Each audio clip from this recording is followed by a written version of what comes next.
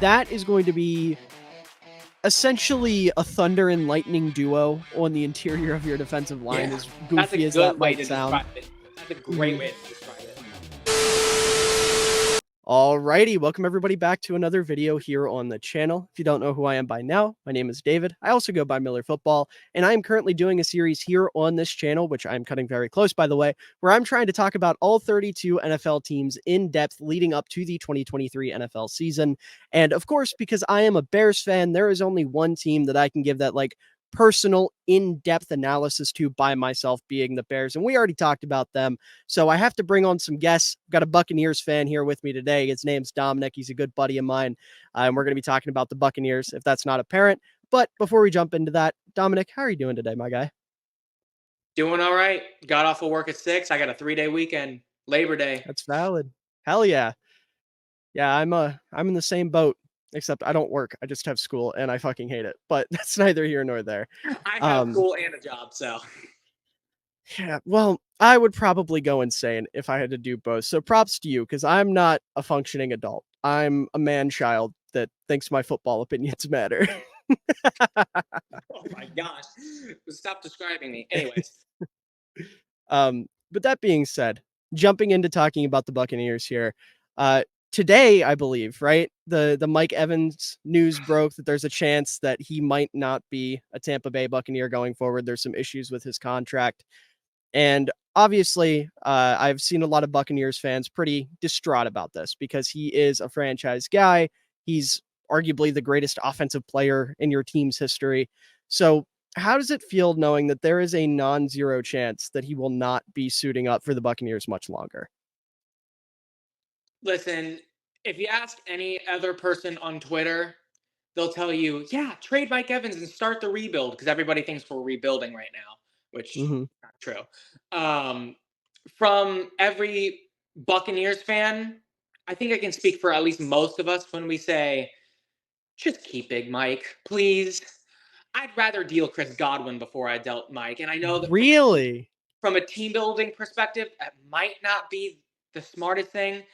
It's just Mike It's Evans, not. dude. It's just Mike Evans. If I my college, the campus is 2 minutes away from the stadium, and from the parking lot, I can see the stadium and just see Big Mike's 100 by 100 picture on the side of the stadium because he's that much of a legend here. I want to keep Mike. I felt the same way about Levante David, but Big Mike, if I understand he's probably wanting a lot of money because of the consistency, and a lot Mhm. of people are going to argue because of that he should just get it. But we are strapped for cash, and Yeah. I want to keep him. Our general manager, he's I believe you call it. I believe you pronounce his name Jason Light, but he's done some magic in this past offseason working the cap. I just hope he Mhm. can do it for one more to keep him around because Big Mike is Big Mike, and he was the phone cover or the home screen on my phone for a long time for a reason. Yeah. I mean, from a fan perspective, I totally get it. We've all had guys like that. As a Bears fan, I can remember saying the same type of thing about Matt Forte or Brian Urlacher or Charles Tillman or whoever else, right? So I totally understand the I don't even want to call it bias, just like the connection, the love for a player and not wanting to let him go when they've done so much for your team, especially when you have Mike Evans, who, I know Buccaneers fans have fought tooth and nail to defend over the years with people not quite giving him the credit he deserves when it comes to, ranking wide receivers and talking about the best receivers in the game. Because Mike Evans really has always been up there. Um, but it's just, it's tough. You really have to consider, what is best for the team going forward, right? Because this team, I agree, it doesn't need to quite full blown rebuild, but change has got to be made. Things got to happen. You need to get more assets. You need to, start considering the future because obviously, and we'll talk about Tom Brady and how you guys really set up to win with him, and it worked. You got a ring out of it, but now you're kind of in the aftermath of that, and you're kind of figuring out, okay, where do we go from here? And you still got a fantastic defense on the other side of the ball. And that's something that a lot of people are going to look at. And I'm sure a lot of Bucs fans are looking at and thinking, okay, this is where you start building. You build the offense, keep the defense intact, and then make something of it, right? Get something out of this defensive core you have. And it sucks to say, but it almost feels like if that's going to be the approach, which honestly might be the best approach for the Bucs, but if that's going to be the approach, Mike Evans almost has to get dealt because he would be the only guy that you could really trade away for like legitimate assets and make it make sense. Like I know you said you'd rather trade Chris Godwin, but Chris Godwin's what, like 27, 26, 27? 7, yeah. Yeah. I think I remember seeing that on your Twitter. So yeah, because I couldn't believe it. I thought that man was like 33 by now. I thought he was like Mike Evans' was actually age. Younger, to be quite honest with you. Yeah, I don't know why. I just feel like Chris Godwin's been in the league for a lot longer than he has been. But you look at the way the offense is set up. The offensive line is starting to get younger. The backfield is younger now that Leonard Fournette is gone. And the receiver room kind of needs to make the same adjustment. And Chris Godwin is a guy that can be around for a young quarterback long term because he is on the younger side. Granted, he has his injury concerns, but I would hope he can start to stay healthy. I'm going to be optimistic there.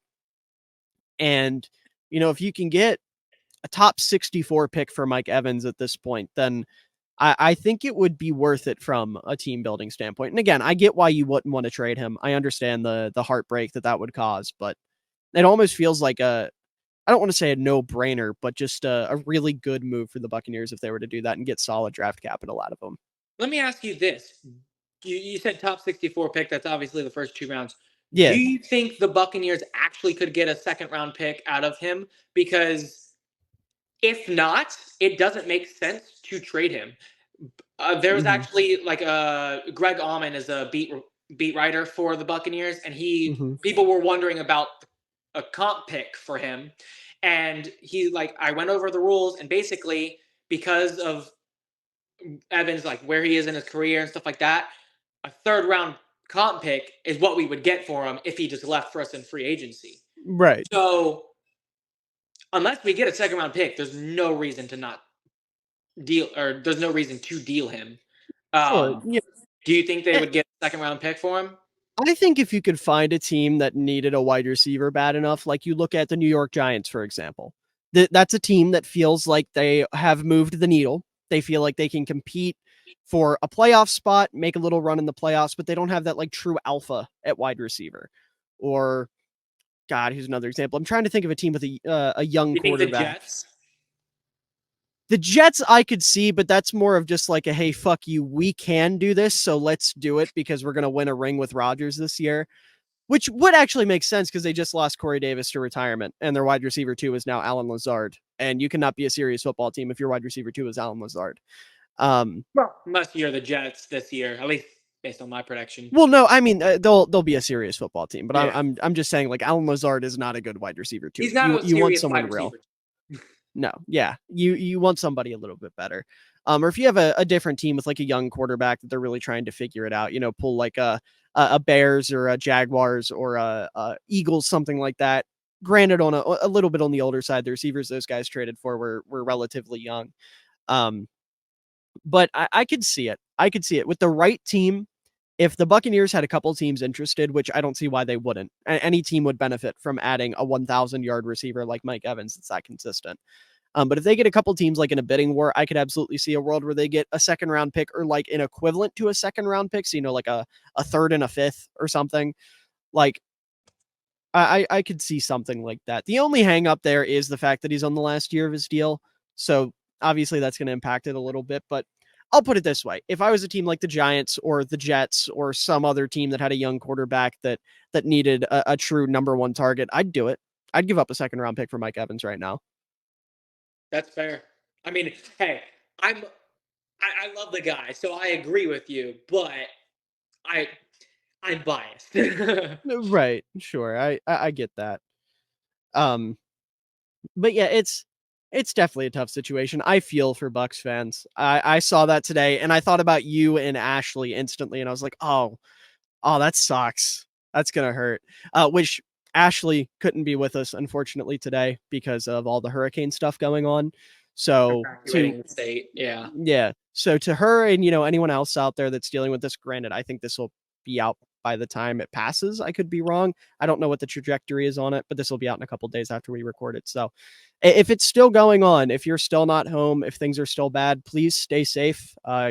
You are in our thoughts and prayers. And I know for a lot of people that isn't a lot, but it's the best some of us can offer. And I would like to extend that to anyone out there dealing with it. But this is a team that lost its quarterback. And anytime a team loses a quarterback, it's going to be tough. Now, Dominic, I know you aren't necessarily the biggest Tom Brady defender. You never have been in the time that I've known you. No.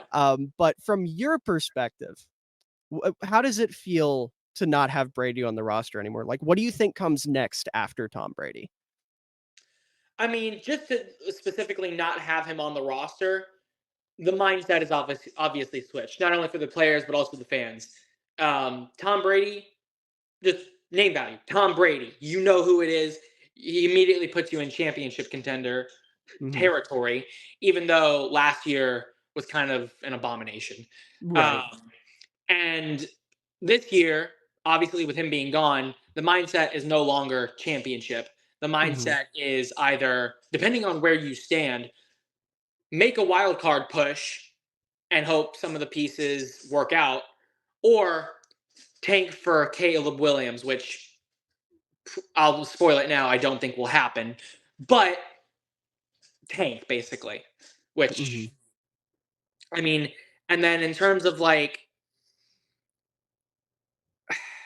what are the expectations? Not a lot, basically, is what I'm saying. Fair. Yeah, I mean, we'll get into the specifics of the quarterback situation right now, but obviously, when you go from Tom Brady, who, granted, his last season wasn't quite the Tom Brady, he was still a good quarterback. It's not like he sucked, but he wasn't the best quarterback in football anymore. Not So even when you remotely. go, yeah, you go from him to Baker Mayfield. It's a tough transition, obviously.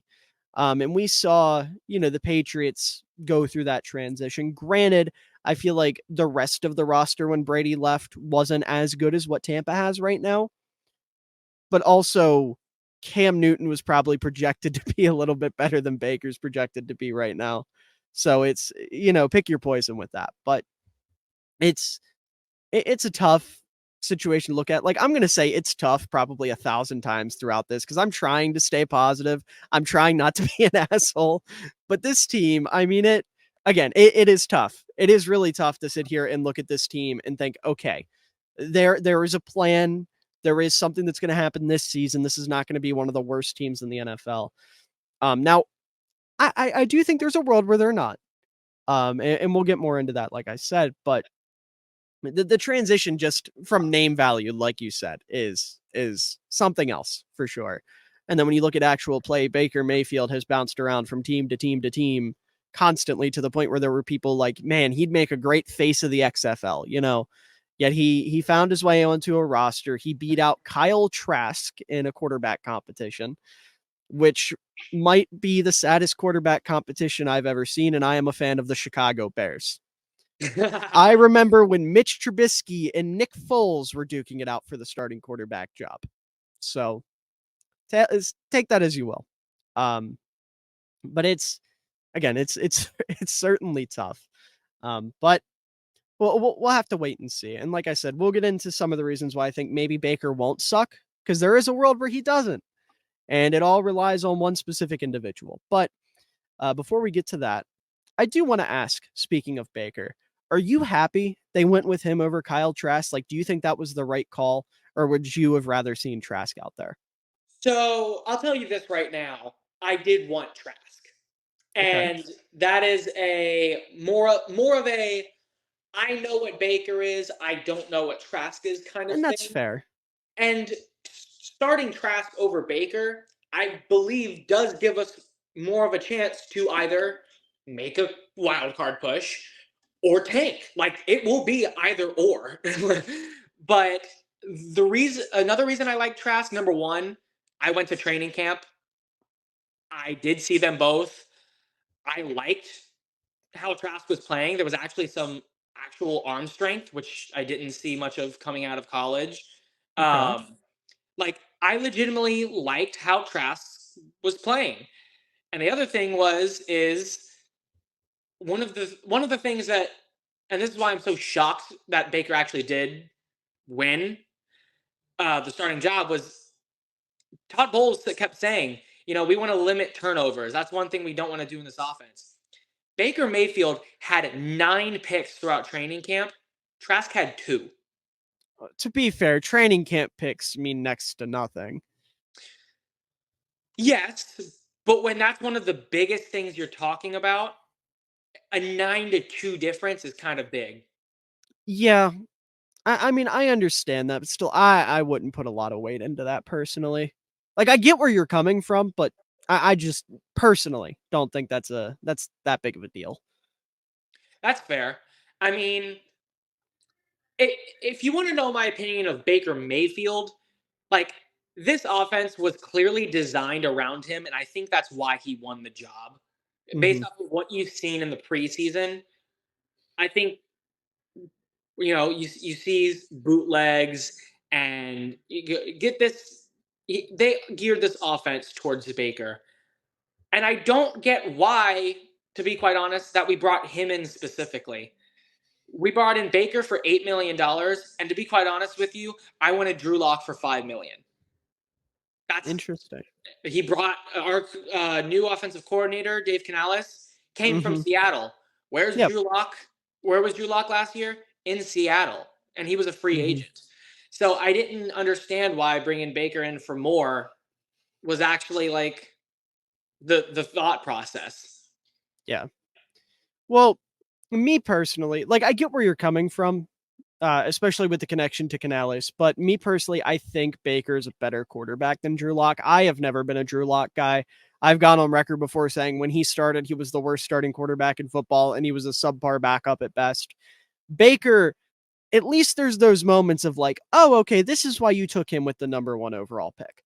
Like when you go back and look at the Rams game last year where he came off being on the team for 48 hours, led a game-winning drive, how electric that team was and just how exciting the offense was in that game. Because that's the big thing with Baker, right? Is for lack of better words, he brings that big dick energy to any offense he's in.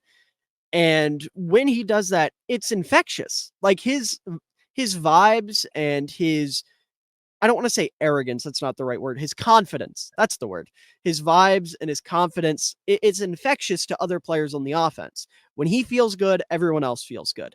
And that's a big reason why I think Baker has struggled as of late, because at the end of his tenure in Cleveland, he was playing hurt. He clearly didn't have the same like energy and excitement and just overall confidence in himself that he did beforehand. And that really hurt his play. He goes to Carolina, still the same thing. Plus, he's playing in a spread offense, and putting Baker in a spread offense is a terrible idea. If that man is not operating primarily out of play action, you are doing something wrong. And Um, not only that, but he also got traded there like not like the beginning of the offseason. It was pretty darn close to the beginning of the year. We don't even know if he really knew the playbook all that well. right, Yeah. right. And then he gets cut, goes to LA, plays in an offense that's going to be very similar to what the Buccaneers are going to run this year under Canales. And like I said, he had that magical game where he had that crazy drive without knowing much of the playbook. And that was like, I don't want to say vintage Baker because he's not old enough to get a vintage game, but that was the Baker we know and either love or hate. That was the exciting frat boy, getting chased down while That was the drunk dude by that woke up cops. feeling dangerous. Right. Yeah. Exactly. Exactly. That's what he was. And you give him coming off of that, he's feeling himself, he's more confident. He won the starting job in camp. I think the energy for him is going to be high, and that's big.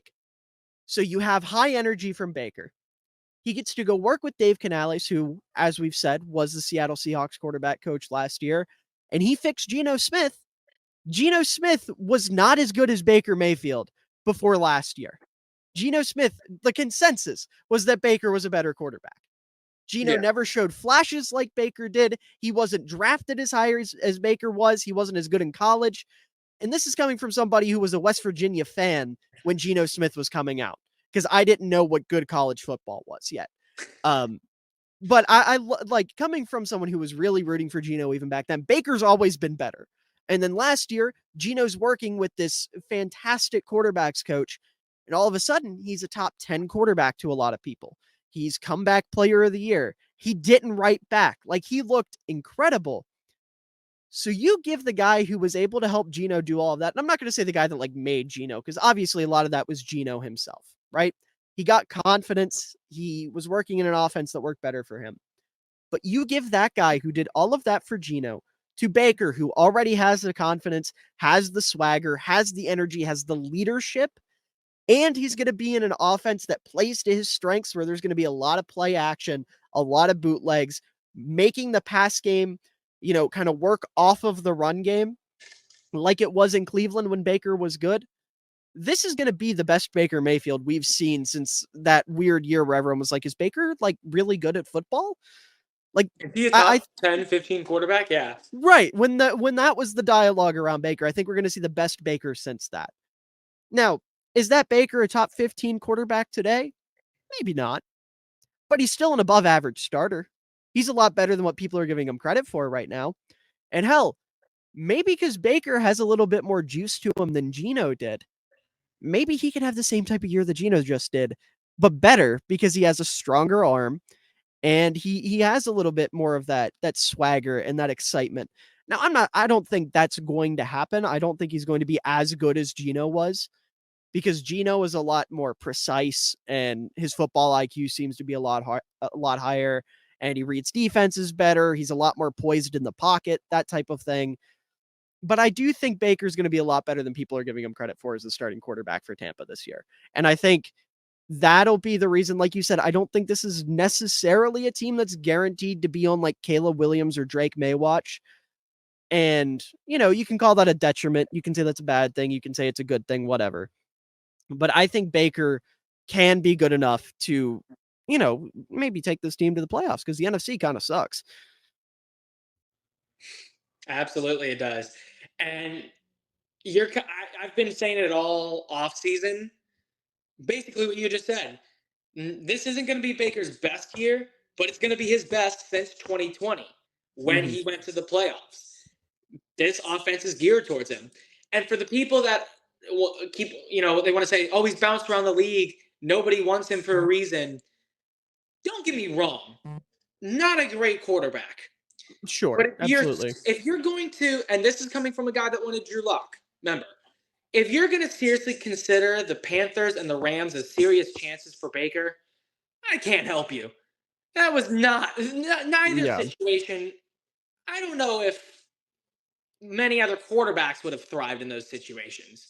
I mean, my Lord, you got brought in with the Rams on what you said, 48 hours notice. And then the Carolina Panthers, he got traded right before the season started and played with Matt Rule, who currently can't even coach a Nebraska college team right now. Yeah, he got traded to Matt Rule and put into an offense that didn't play to his strengths at all. Like I said, I cannot express this enough. Putting Baker Mayfield in an offense where he is not operating off of play action is the dumbest decision you can make with the guy. Exactly. It actually infuriates me that people look at that Panthers team and look at what Baker was doing and think, yeah, I think that's on Baker. No, it was Matt Rule. Like you said, it was Matt Rule, who had no idea how to fucking coach a football team. Yeah. And to speak to your point earlier about Baker getting his confidence back, that's actually something I didn't even think about. But now that you mention it, I saw another tweet from Greg Allman earlier that Baker and actually his wife too, they're both more hyped for this season than any season they've ever had. As they should be. That's what they said. Now, do you 100% believe that, or is that just saying, Baker trying to act like I'm ready for the season, I love this team and whatever? Right. Make your own decision on that. But still, he's happy to be there. He might get his confidence back, as you said. And, there might be a few games where he wakes up feeling dangerous. And there's no expectations. That's the best part. None. Literally none. Yeah, because I mean, we remember in Cleveland towards the end of Baker's tenure, it was like, oh my, I can't remember who it was. One moron said this is the best thing to happen to Cleveland since LeBron. I think it was Skip. Um, but Skip. right. But you had a lot of people hyping up Baker as like the savior of Cleveland. And he had all of the weight on his shoulders, all of the expectations. He gets hurt. The offense kind of shifts because of that. He can't play healthy. Like it was his shoulder. He completely had to rework his throwing motion. That's not a winning recipe. If your quarterback has to learn how to throw the football a different way because his arm is so fucked up, maybe he shouldn't be on the field. Just a thought. Just a bit of I a don't thought. know why he played. I still don't get it. I don't know why Baker didn't say, I'm sitting out. Because He's Baker and he doesn't have that in him. I guess so. And, Baker's a maybe quarterback that you got to save mentality's from a good thing. himself. Maybe that Yeah. mentality is a good thing when your shoulder is not screwed up. So, Yeah. maybe that's good for us. Yeah. I like Baker. I think there's still something there. I mean, I don't think Baker's going to like come out and show himself to be the franchise quarterback for the Buccaneers or something. But I do think this is going to be both a great thing and a bad thing for the Buccaneers. Because if Baker plays really well and gets you guys into the playoffs and, your defense can win you a couple games, because obviously defense wins championships. We all know this. I don't care what anybody says. You can keep your Pat Mahomes. I want a good We're about to say defense if I'm Pat going to win a Mahomes is ring. knocking on the door, but he's about the only one. So Right, yeah. No, I mean, because in the NFC right now, who are you going up against in the playoffs? Kirk Cousins, Dak Prescott, Justin Fields, maybe if the Bears get lucky. I was about to say I don't even. I think it's going to be one team from the NFC North, and I don't even think it's going to be the Cowboys, Philly, and 49ers. Outside of that, it's kind of wide I was going open. to say, like, the most dangerous quarterback you're dealing with there is Hurts, which, like, fair. Hurts will fuck shit up. And Dak, I like, but we've seen Dak have his moments. Kirk, same deal. He's had his moments. And then a lot of the other guys, like Jared Goff, I'm not super confident in. If the Bears somehow make the playoffs, I have to throw them out there because I'm a Bears fan. Fields, his first playoff game, if they play the Buccaneers or end up playing the Buccaneers in the playoffs, he could be shaky. Like, their defense could take them places if they get to the playoffs. But the flip side of that is if Baker comes out and looks like a good quarterback this year, teams are going to come calling for Canales. And that's unfortunate because he's a guy that if he fixes Geno and then fixes Baker, who wouldn't want him as their head coach to come work with a young quarterback? You look at like the Washington Commanders, for example, right? If Ron Rivera gives them another 8-9 season and Sam Howell looks pretty good, why would you not fire Ron and go get a quarterback whisperer to further elevate this young quarterback that you believe in? Like there's always a downside to it. And then, if that happens, not only the Buccaneers out of position to like draft an elite quarterback, but whatever quarterback they could potentially end up with wouldn't have him to work with. So it's tough. There's pros and cons both ways. I'll put it this way. I almost feel like the Buccaneers are in a can't win situation because either you suck or you're just good enough to not end up where you need to be for the future. They're almost stuck in purgatory. Now, if they suck, it'll work out for them. But I know you don't want your team to suck going into the season. Most fans don't, unless you're a Bears fan. In that case, you want to suck every year because this fan base is fucking miserable. But it's a tough situation for sure. NFC North fans outside of the Packers are all pretty miserable from what I've seen. Well, not Lions fans. They think they're the greatest thing since fucking sliced bread now that they won a couple football games. They finally have they have finally a reason to believe. I can't even blame them. 50-50 for me. Like I see it. I think they're a playoff caliber football team, but they do not have room to be as arrogant as they are. That's like fair. I'll put it this way. They have Packers fan level arrogance right now. Yeah, that's pretty bad. Yeah. And like shout out to them. Their team's going to be good this year and they were pretty solid last year. They don't have any room to be as arrogant as the Packers are. That they haven't ran the division for the past decade. Yeah. They haven't been to a playoff game in 30 years? Shut the fuck up if you're a Lions fan. All 5 of you out there. 5. Yeah. But anyways, yeah, if nothing else, the Baker Mayfield experiment in Tampa Bay is going to be very interesting to watch. because it's either going to be Baker gets his swagger back or Baker gets benched like 4 weeks into the season and Kyle Trask comes in to save the sinking ship. And hey, I can't honestly say that I'm rooting for either one because if Baker's good, great. Yay. If he gets benched and Trask comes in, yay. Like, there's not really a bad, well, no, sorry. There's not really a great scenario here. It's mid versus ass. Or I guess mid versus mid. No, I it's don't know. first ass. Let's be for real. True. But yeah, it'll, like I said, at the very least, it'll be interesting to watch. But kind of diving backwards a little bit into what the Buccaneers did last year. This is a team that, despite an 8-9 record, won their division somehow. Don't know how somehow. It's because the NFC South was ass. But they were first in the NFC South, like I said, 5-4 at home, 3-5 on the road, 2-3 in their last 5 games. So pretty middle of the pack. And then you look at the EPA per play numbers, and they're kind of weird because they were 15th in passing, which is lower than you'd expect with Tom Brady at quarterback. They had the 5th best run defense in terms of EPA per play, which makes sense. The run defense is going to be great there. They were 13th in coverage EPA per play, also makes sense because the secondary is pretty good. They were dead last in rushing EPA per play last year, 32nd in the NFL. And then looking at points scored, they were 25th in points scored with 313, 13th in points allowed with 358, and 25th in point differential with a negative 45. So the number that stands out to me there, obviously, is the 32nd. Yeah. Why do you think the Buccaneers run game sucked so bad last year? Because, okay, and I'm about to go on my whole ramble here with the coaching staff. The Buccaneers coaching staff last year was incompetent. And there's a reason that 9 coaches on this team last year were fired and then got obviously replaced. And the main one was Byron Leftwich. He ran a Patriots power scheme that did not work because nothing, if you try to do the Patriot way, it never works. And there was just nothing there. I mean, my Lord, he was completely incompetent. And so was Leonard Fournette. Both of those guys basically tanked this offense, in my opinion. At least, maybe not even Fournette as much as how much he played, which maybe is on Todd Bowles. But the fact that he was playing was tanking us. Plain and simply, I believe it was in the Ravens game.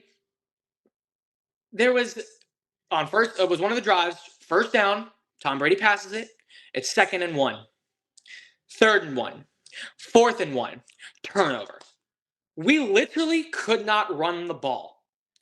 We didn't know how to do it.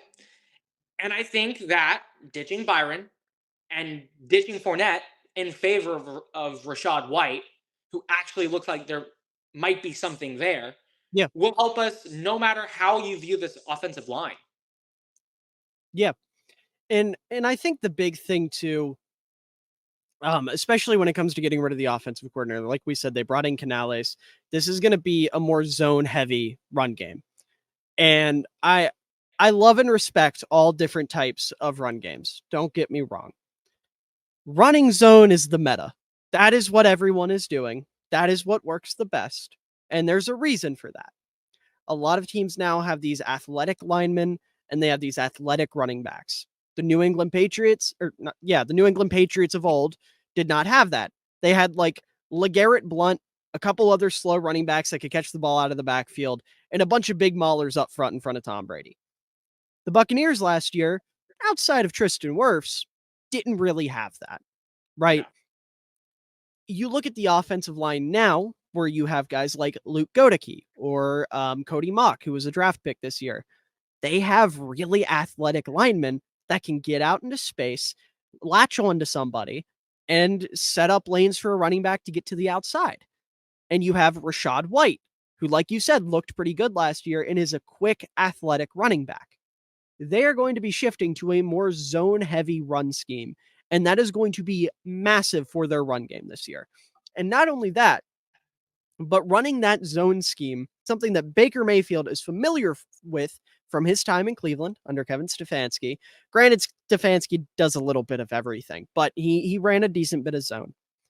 And they're going to be able to use that to set up play action and set up Baker to succeed. So not only is the run game shifting going to help you guys run the ball effectively, but it's going to save the passing game as well. Because if Baker Mayfield can play off of play action, he's in a much better spot. And I will probably say that 15 more times because I want to hammer it into people's heads. Baker Mayfield needs to play off of play action. It is a crutch for a reason, and Baker needs it. But like you look at the splits from last year, right? This team was second to last in running outside zone. They were 31st in the league with 8% of their rushing plays being outside zone. They were tied for 21st in inside zone with 19% of their run plays. They were second in duo with 29% of their run plays. Tied for ninth in power with 10% of their run plays. Tied for third in counter with 12% of their run plays. Tied for 15th in draw with 2% of their run plays. And tied for 12th in pin and pull plays with 9% of their run plays. So again, they tried to do a gap scheme. They tried to have their guys go up and maul people. And outside of Tristan Wirfs, that does not work. It's just not the case. I know that's what Brady was comfortable with. And sure, you want to make Tom happy. But I'm sure Tom would have been a lot happier if he had a run game to rely on. And a zone blocking scheme last year would have given him that. Happier if he didn't have to throw more times than any other quarterback in NFL history because the run game was so terrible. Precisely. Yeah. Just the level of incompetence last year was so absurd. And I think, honestly, that might be the thing that gets Bucs fans excited this season. Even if everything goes terribly, the coaching staff itself, when Bucs fans, I feel like, will reflect, they're going to realize, maybe Bowles or somebody wasn't the answer, but the rest of the staff seems to be doing all right. Yeah, absolutely. And hey, maybe that's the counter to Canales. Maybe Bowles gets fired at the end of the year and he gets promoted to head coach in Tampa. Don't make me dream. Don't make me dream. No, I'm kidding. I'm actually gonna defend Bowles a little bit if you allow me to, but nah, Bowles is cool. I don't have a only problem a little with bit. Bowles. Yeah, Fair. only a little bit. Mm-hmm. But looking at some of the passing numbers from last year, two things that are going to change drastically and ironically are on complete opposite sides of the spectrum as it happens with Tom Brady. This team was 32nd in play action percentage with 16.1% of their passing plays being off of play action. And they were first in average time to throw, meaning that Tom Brady got the ball out quicker than anybody else. Both of those numbers, if you know anything about Tom Brady, should not shock you in the slightest. That's just Tom Brady football. However, with Baker Mayfield, you're probably going to see that play action go up into like the top 10, top 5, and that average time to throw drop down into like the bottom 12, bottom 10. Just because of how long it's going to take the bootlegs to develop with Baker. And that's fine. That's totally okay. There's nothing wrong with that. And then some of the other numbers here, they were 23rd in air yards percentage with 49.9% of their yards. So the majority of their passing yards came after the catch last year. They were 23rd in average depth of target with 8.2 yards. They were third in big time throw percentage with 5.1% of their throws. And then they were tied for 20th in yards per attempt with 7. So I would imagine average depth of target will probably go up a little bit because Baker likes to air it out when possible. Big time throw percentage will probably go down a little bit because he's not as accurate as Tom Brady is downfield. And air yard percentage might go up a little bit. We'll have to see with that one, but it's going to be a different passing game completely. And that's the main thing here. Like we've talked at length about Baker and how different it's going to be. I feel like we don't have to keep going there. So unless you have anything else you want to throw in about the offense, I think we can go ahead and jump over to the defense and kind of talk about the more fun aspect of this team. Yeah, just one thing, honestly. You were you said at the very beginning of the list all those stats. 32nd in play action. I will never say this again, but Dan Orlovsky said it best the day after Byron Leftwich got fired. It was the absolute right move because there was no creativity in this Oh, offense. certainly. When I said that, that when I brought up that Ravens example, I think it was the Ravens when we couldn't convert 1 yard in 3 plays. Every single one of those runs was up the middle. There was not a single outside. I mean, it was just like you said, power. Just Fournette try to get it through, and we couldn't do it Yeah. because that's all we knew how to do, and we couldn't do it. Yeah. Like you see, talking about creativity, especially with the run game, you see a lot of the top teams in the league right now that run outside zone. They'll even dip into like gap schemes from time to time to keep defenses on their toes, right? Like if you're running a lot of outside zone, eventually a team's going to hit you with a bear front.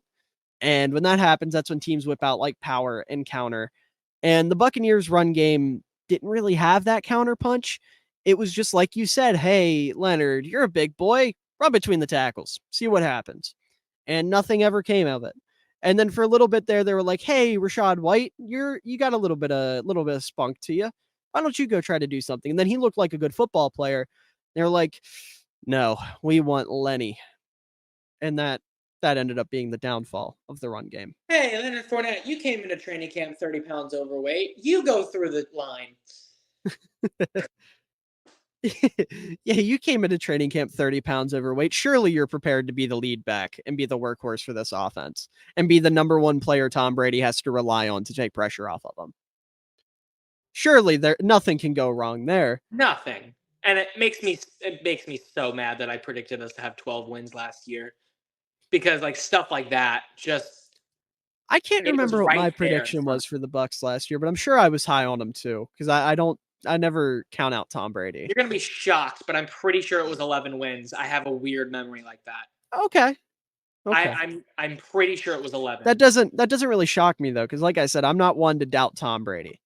Like yeah. If Tom Brady's your quarterback, I'm probably going to pick you to have double-digit wins. That's and just actually, now that the nature of the beast. I had 13 wins, but yeah. No, both of us. But looking over at the defense, this is a lot better. There's a lot of nice things to be said. So much better. Yeah. So starting out by looking at the types of coverages the Buccaneers ran last year, and this will stay the same because it's still a Todd Bowles defense. Yeah. They were 14th in cover zero with 1.7% of their defensive snaps played out of cover zero. They were 22nd in cover one with 17.2%. They were 13th in cover two with 15.7%. They were 5th in cover three with 42.6%, which will explain why they were top 5 in run defense EPA per play, because every team in the league likes to run cover 3 to defend the run. So if you're going to run a fuck ton of it, you're probably going to be pretty good against the run, unless your personnel is completely dog shit, which the Buccaneers, that is not the case. Thankfully, they have a lot of really good players, especially in that front seven. Also, Vita Vea exists. He alone will put your run defense pretty high. He's just a monster. Mm-hmm. I love Vita, man. He's so fun. I saw him in person and I just went, dude, that is a big human being. That's all you can think when you see him. Mm-hmm. He's a mountain. He's a mountain of a man. His absurd. Hair makes him look even bigger. I'm sure it does. Dude, when I had my hair real long, I would get comments like that. And all I could think of was, this must be how Vita Vea feels. Genuinely. That went through my head more times often than not. You can't say he's not big. He is, to this date, still the heaviest human being to ever catch a touchdown pass because he played fullback for a couple snaps during the. He gets the pass. I want to throw that out there. Vita gets the pass. Yes, he gets my consent to line up at fullback when he pleases. We've got the Miller football pass. Yes, sir. I love Vita. He's one of my favorite players in the league, man. But they were 19th in quarters with 11.6% of their snaps. They were tied for 22nd in quarter half with 5.6% of their snaps. And then they were tied for 9th in cover two man, cover 5, whatever you want to call it, with 2.1% of their snaps. So I know one of, if not your favorite player, plays in the secondary for the Tampa Bay Buccaneers. So I'm going to go ahead and just ask you now. I know there was another move made in the offseason to retain one of the more important pieces in the secondary. So just, I want to say, what are your thoughts on the secondary? But I feel like the real prompt here is like, go ahead and nerd out about the secondary, because I'm sure you have plenty to say. Okay. So I'm going to, for just a little bit, ignore the depth of this secondary Okay, so that I fair. can nerd out about the secondary because it's absolutely ridiculous. First off, you have Jamel Dean, who took a hometown cut to stay with this team. I cannot explain to you the level of excitement that I had watching. It might have been Top Gun Maverick. It might have been another movie after that. I was sitting in the movie theater and I saw Ian Rappaport come up on my phone and says Jamel Dean resigns with the Bucks for 1 year, $13 million. I could not. When this offseason started, I thought if we're going to retain anybody, I want it to be Levante, and we did retain him, and I thought that was it.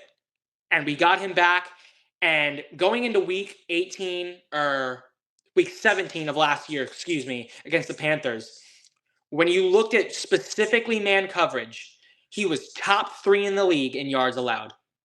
Top 3. That is how good his breakout was. Mm-hmm.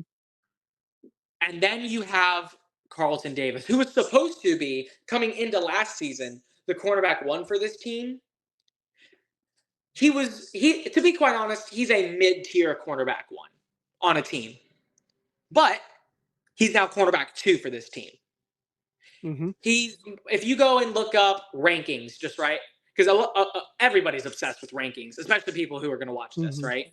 A lot of people are going to be obsessed with them. A lot of times you'll see Carlton Davis just inside the top 20. Well, if you have 2 top 20 quarterbacks, you're doing pretty good. And both of them are going to be our outside cornerbacks, which is great. It's phenomenal. Then go into the safeties. And I gotta rep it. Antoine Winfield Jr. right here. You have the oh, it's signed. I thought you had an Antoine Winfield jersey on underneath the No, I Warren still Sapp. got my Warren Sapp one on. Yeah.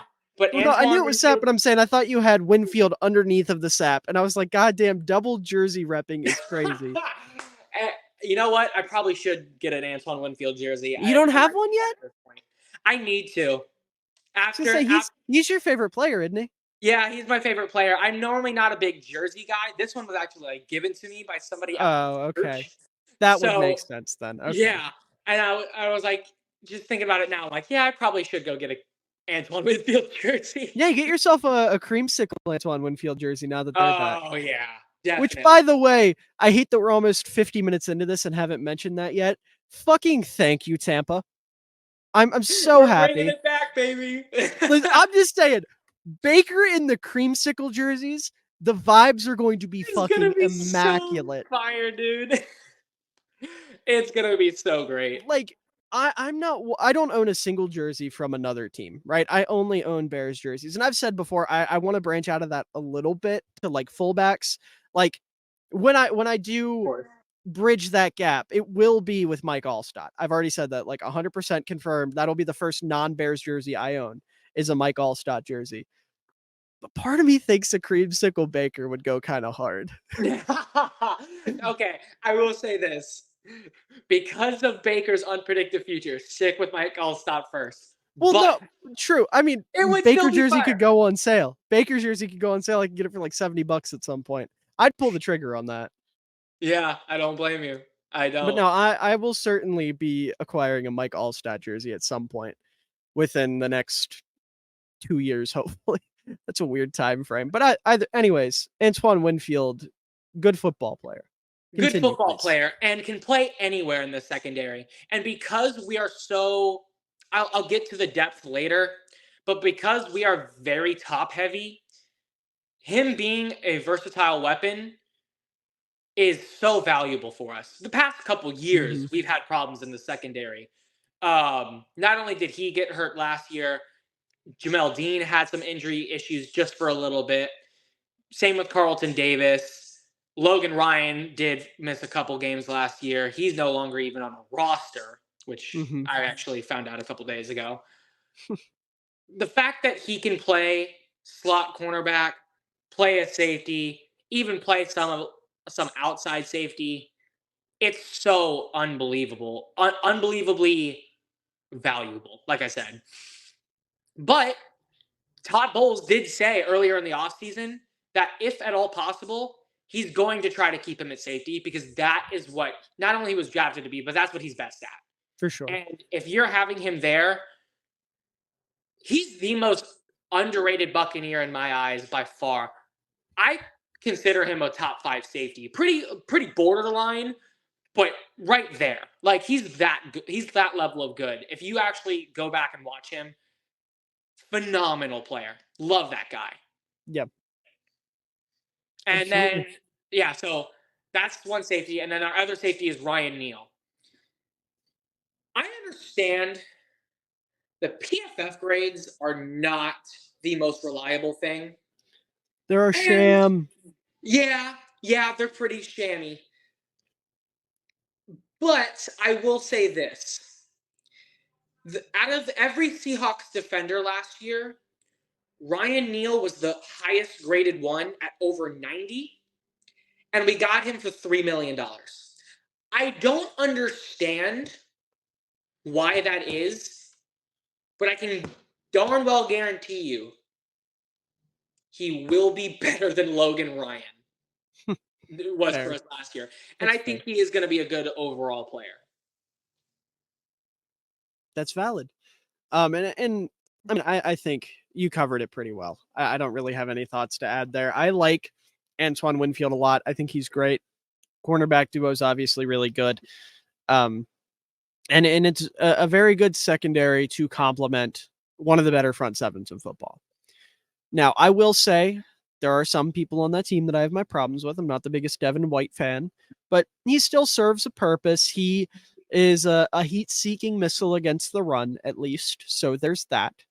And he's good at blitzing the quarterback, obviously. I was about to say, rushing the quarterback he's great at. The other components are a little rough, but Lavonte David, one of the best all-around linebackers in football to this day. He's another one that I will just blindly defend for my understandably entire so. Yeah, he's another one. I don't think PFF had him as a top 3 linebacker last year. I don't think he was that high. But dude, if you leave him outside your top 10, I can't help you. I can't. He's that good, still that good. Yeah, and that's valid. I think you'd be absolutely insane to drop him out of your top 10 as well. Yeah. Oh boy. But that being said, the rest of the front seven, obviously, Vita Vea is Vita Vea. Best nose tackle in football, one of the best interior defensive linemen overall in football. Who do we have off the edge? We have Shaq Barrett, who kind of hitting that decline a little bit. And then on the other side, it's Joe Tryon-Shoyinka. And I feel like I'm missing somebody. Who am I missing? I mean, those are our 2 outside linebackers. If you're talking about not our nose tackle Vita Vea, but our guys off our defensive ends, even though they're not really ends. That's Logan Hall and Kalijah Kancey when he's healthy. But he's Logan Hall, Kalijah Kancey, Greg Gaines. Yeah, that trio right there. Yeah, Yaya Diaby is the other name I was thinking of. Another rookie. I like Yaya. He's fun. I love me some Yaya. Just because he's got that 0 on the back of him. I was going to say he's wearing 0, yeah. Do you know how long Kancey's supposed to be out for? I probably should have pulled that up before I started this. The injury happened a day or 2 after Joe Burrow, and it was the same caliber of injury. So however long you think Joe Burrow was going to be out, which at the max only going to be a couple weeks, basically do the same thing with Kalijah Kancey. Just in your head. Because I'm so pumped for Kancey, and we'll talk about him a little bit more when we get to the draft, but I fucking love Kalijah Kancey. But this front seven last year had some issues generating pressure on their own. The front 4 had issues generating pressure on its own. So this is a team that blitzed a lot, and Todd Bowles is going to do that regardless. That's just his MO. He wants to fuck up a quarterback. So they were tied for 3rd in blitzing on 3rd and short with 66.7% of their snaps. They were 1st and 3rd in medium blitzing with 60.9% of their snaps. And then on 3rd and long, they did kind of dial it back. They were 17th with 35.1% of their snaps. So obviously they like to blitz a lot. And a big reason for that was Shaq Barrett can't remember if it was a hurt year or just a down year. I'm not sure why. I mean, he wasn't Okay. nowhere near what he did in, was it 2019 when he led the league in sacks with 18 and a half? Mhm. Obviously, he wasn't being Shaq Barrett. And then he tore his ACL. Right. Okay. He tore his ACL, which he is supposed to play in week 1. Okay. So I'm not sure how to go about this. I'll tell you this right now. I'm not the biggest Shaq Barrett guy out of Bucks fans, at least for this season, because not only are you not only are you coming off an ACL tear, but I think mentally, I don't know if it's going to be all there for him. I watched Tom Brady last year, and I can tell you this as a Bucks fan with a little bit of insider knowledge because that's one of my friends. His older brother actually was a social media intern for the Buccaneers last year, Okay. That's cool. and remember that whole thing with Tom Brady in the preseason when it was like, oh, is him and Giselle going to get divorced? Mhm. That whole thing happened, and he took time away from the team, and everybody thought they were trying to like rekindle the marriage. No, their marriage was over. He was depressed as fuck. Okay, Oh. he came back and from that hiatus and lost 10 pounds. Tom did? Nobody realizes this, but Tom Brady lost 10 pounds during that couple week span, Dude, I and I hate everything that came out of that fucking situation, dude. yeah, Like, I I was could felt go bad on an too. yeah, exactly. I could go on an hour-long rant about how much I hate how people obsess over the personal lives of celebrities like that. Like, I get being a fan of people, right? I'm a fan of people. I am a Chicago Bears fan. I am a diehard fan of multiple players on the team. About to say who's on your fantasy team? Right. And I care about what those guys are doing off the field, right?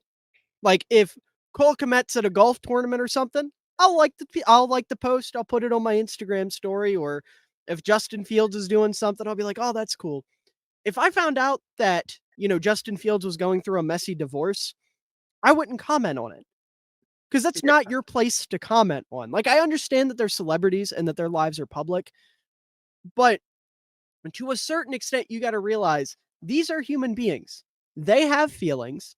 And when you're out here posting memes about Tom Brady's wife leaving him, making jokes like, oh, that's one ring Brady's never going to get back. Imagine how he feels. Imagine how bad that's hitting him. Like you said, he lost 10 fucking pounds I believe from it was a depression. 2.5 week span. That is insanity.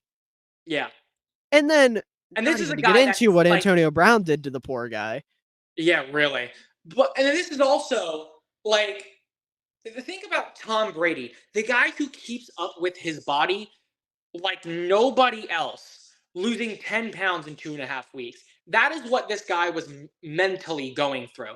And back to my Shaq Barrett point, this is what I think Shaq Barrett's kind of going through. Not only is he getting older, he's the only starting defender on this team above the age of 30, if I'm not mistaken. Mm-hmm. Not only is he getting That sounds older, right. not only is he coming off an ACL tear, but in case you didn't know this, his 2-year-old daughter drowned over the Oh my offseason. god, I completely forgot about that. Yes. His 2-year-old daughter drowned in their own pool Mhm. during the offseason. And while I have seen some press conferences with him actually looking somewhat not cheerful, but you know, there upright, not Any completely progress after mentally. something like that is progress, man. And I believe he Anything. is expecting, and I believe they're naming a foundation after their I did hear child. about them doing a foundation or a charity or something Yeah, for and I her.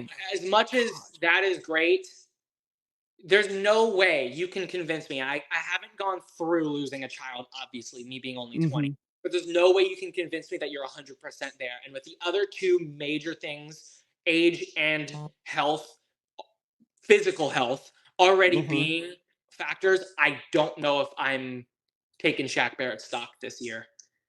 Yeah, I mean, and that's the other thing too. Like, we obviously as two people who try to be analysts or journalists or whatever you want to call it when it comes to football, we have our guys we talk positively about, and we have our guys we talk negatively about. And if you know anything about me, one of my big guys has always been Eddie Jackson, right?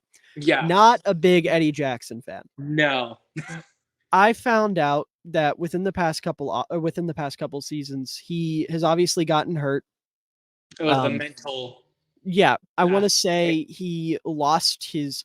It was either his brother or his best friend was killed, and he dealt with a miscarriage. His girlfriend miscarried.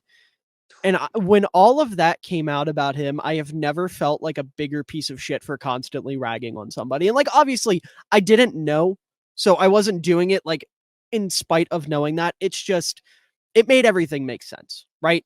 Because Yeah. a lot of my issues was that with Eddie Jackson was his head's not in it, his heart's not in it. My head wouldn't be in it either if I was dealing with that type of shit. I would also be out of it. So for Brady last year to have what is considered to be a down season for him makes a ton of sense. The man was dealing with a lot of issues. Shaq Barrett this year, if he isn't quite what Shaq Barrett's expected to be, also makes sense. It's just so tough to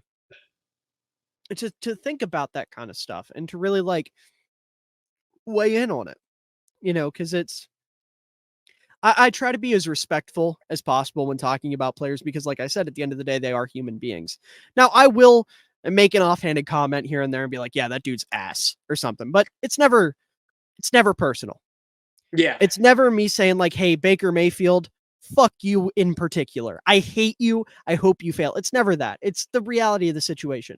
Now, there are some exceptions to that. Deshaun Watson does exist, and I hope he fails at everything he ever does in life. But it's it's so tough to to really find that balance with players and then to see people just not care about that balance. And, I know what the argument is. These guys are millionaires. They're making millions of dollars playing a sport. Who gives a fuck? Men's mental health is not taken seriously in this country to begin with.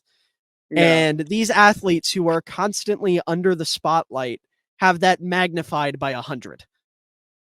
So you might think that having a bunch of money and, whatever else, women, fame, whatever you want to say, you might think that a player has it made, but in reality, money can't buy happiness, fame can't buy happiness.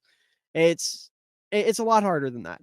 And a lot of these guys deal with a lot of shit, and I feel like that isn't talked about nearly enough, especially in circles like ours where it'll get mentioned when something's relevant, like if a player comes out and is like, hey, my mom just died, then it'll get talked about and it'll be like a RIP whatever. But then that weekend he has a bad game and everyone's like, man, he looks like shit out there. Like, yeah, he just lost his mom. His head's not in it. He's completely removed from the situation. I'm sure he's not playing at the top of his game. And we went on a rant like this in the Patriots episode talking about Mac Jones, who, was under the spotlight and had his character and his manhood questioned by the media and by fans all of last season. And, Mac never quite spoke out about having like issues or anything, but still having all of that, super questionable, right? Yeah. Like having all of that, I'm sure it hits. It gets in your head. So all that to say, please take athletes' mental health seriously. Please remember that they are human beings that matter. Please remember that their feelings are valid. And just because they make a lot of money doesn't mean they can just be your punching bags whenever you want. And also Yeah. shout out Shaq Barrett for still being alive despite what he dealt with, because I'm sure that would drive a lot of people to do some unfortunate rash things. And him still out there not only kicking but showing up to practice, being there with his teammates. That takes one hell of a man to have the Yeah. strength to do that. So I have nothing but respect for Shaq Barrett. Absolutely. Yeah. Um, and and kind of just focusing on how I said it. I'm a Shaq. I didn't. I don't love Shaq Barrett this season. This season, but I elaborated on it with as much respect as I could. And as long as you treat it with respect, everything that goes on in these people's lives, you're doing the right thing. Mm-hmm. Absolutely. And it's It's just tough, man.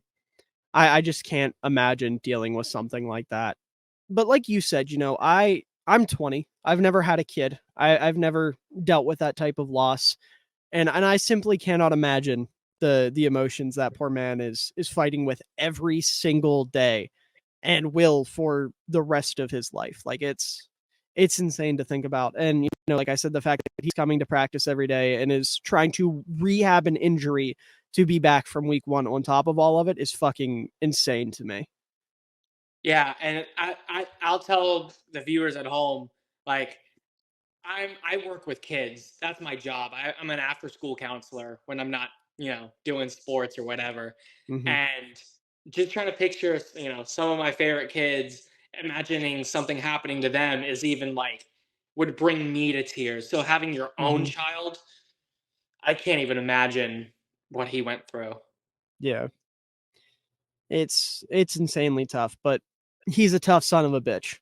Yeah. I'll say that. Above all else, he is one tough SOB. So shout out to Shaq Barrett, wherever he is. I was gonna say I hope he feels better, but it's not really something that's gonna happen. I just hope he's able to cope. Yeah, absolutely. Um, Back to the more football side of things, though. Yeah, no, Uh, we got off track, but it is very important to talk about those kind of a things because a little lot bit, of people little don't want 15. to. It was an important 15-minute tirade, but Absolutely. yeah. So outside of um, Shaq Barrett, the rest of this front seven, we've already kind of talked about them. Levante David and Devin White. I don't mind Devin White on the contract that he's currently on. If he Mhm. wants to get paid this offseason, sell him. Whatever you can get. You want to start a rebuild, sell that dude. Because Fair. I mean, what you could probably get probably around the same compensation for him as like a Mike Evans because he's so much younger, I think. And just because he has Maybe. those just because he has those pass rushing stats, like if you got the Lions or somebody to get him, somebody who wanted to push, I think somebody would pay up for him. Maybe. I think they'd be stupid to, but I think they would. Yeah. And I don't mind what he does for the current contract that he's on, but I don't want to really extend him up that much after that. Levante David, he also took a team friendly deal. I love that guy so much because he's a dog and he loves Tampa. Then you go to the other side, the other outside linebacker, Joe Tryon-shoyinka. And to be quite honest with you, I've kind of done a 180 on him in the offseason. At first, I was kind of thinking like bust. The more I looked into it, back half of last year, he was getting some pressures. He wasn't finishing sacks, but he was getting some pressures. Basically, he's just got to, this is his prove it year. If I'm not For mistaken, sure. after this year, I mean, this will be his third year. After Mhm. this offseason is when they have to decide whether they want to, give him his fifth year option. It quite literally is a prove it year for him. And if he does prove it, great. That would be awesome for this defense in the future. If not, Absolutely. you're kind of looking at the same thing what we had last year. And okay, that's not a guy you want to pay up for, but it'll work. Then you have Logan Hall. And that dude was rough last year. He started off the year because he was our first draft pick as a Mhm. starter and literally got played off the field. Like, I completely forgot we had drafted him at one point, and like week 18 against the Falcons, when we bench all our defensive players because we had already made the playoffs and were Mhm. comfortably the fourth seed. When we did that, he was playing and he had a few tackles, and I went, "Oh my gosh, he hasn't played all year," because he was that bad. You would expect a guy that massive to be good against the run. He wasn't against the run. He wasn't good against the pass. Now, Yeah. he was drafted to be kind of a project. For Correct me if sure. I'm wrong. And with that being said, I'd at least hope that this year he can at least be good against the run. At least. I don't expect him to be, 0 to 100 in one off season, Right. but he'll be better than what we had last season. I think comparing what we had last season with a team like the Bucs is pretty important. So better than we had last season. Greg Gaines is also there. They brought back William Golston, another depth piece, in the middle of training camp. He played a lot of the preseason, actually. And I like him decently. Then, of course, Vita Vea is great. And then Kalijah Cansey. And I'll tell you this right now, based off what you said earlier, you were definitely higher on him than I was. But I will say, I didn't like him because he couldn't defend the run very well. And yes, he's a great pass rusher. But when you're put next to Vita Vea, those run game problems that you might have might just be mitigated, at least to some extent. So I didn't love him as a pure prospect, but when you put him with this defense, I actually really like the addition in the first round. The big thing with Cansey, like you said, is the size, right? You're worried about his size not necessarily translating to the NFL. And that's a totally legitimate concern. But when you're next to one of the biggest players in football on the defensive line, and it's essentially Vita being like, hey, bud, I'm going to hold up this double team and you go hit the quarterback real quick, or you go sprint into the backfield and get the running back. Like, that is going to be essentially a thunder and lightning duo on the interior of your defensive line, as goofy as that might sound. That's a great way to describe it. And I'm so excited to see what the two of them are going to do together. Now, Vita Vea is going to, or not Vita Vea, excuse me, Kalijah Cansey is going to be interesting because I think you're going to kind of know right away whether or not he's going to work out in the NFL. Because it's either going to be like he's going to come in and his size isn't going to matter as much as people think, and he's going to be able to cook the same way he was cooking in college with just being faster than every interior lineman. Or it's going to be early on, players are just going to get their hands on him, and you're going to realize, oh shit, size does kind of matter. So that's going to kind of be like the battle with Cansey. But when he's on, he's a pro-ready pass rusher, and he's not going to be a good run defender because of size. You know those two things right off the bat, so you know whether he's going to be good or not. Yeah, exactly. And the thing is with Cansey, when he's on, there weren't a lot of better defensive players in the country. Like, he was fucking incredible. He was top 10, I want to say, on my big board, if not just outside the top 10. Wow, okay. Yeah, I loved Cansey. Did you see this little dude just like bobbing and weaving across the defensive line? And, he's somebody that can really cook on like stunts. If you have Vita Vea pin, he can kind of loop around. So I'm sure we'll see more stunts from the Buccaneers when he's on the field, because they were actually 20th in third down stunt percentage last year with like under 40% of their snaps.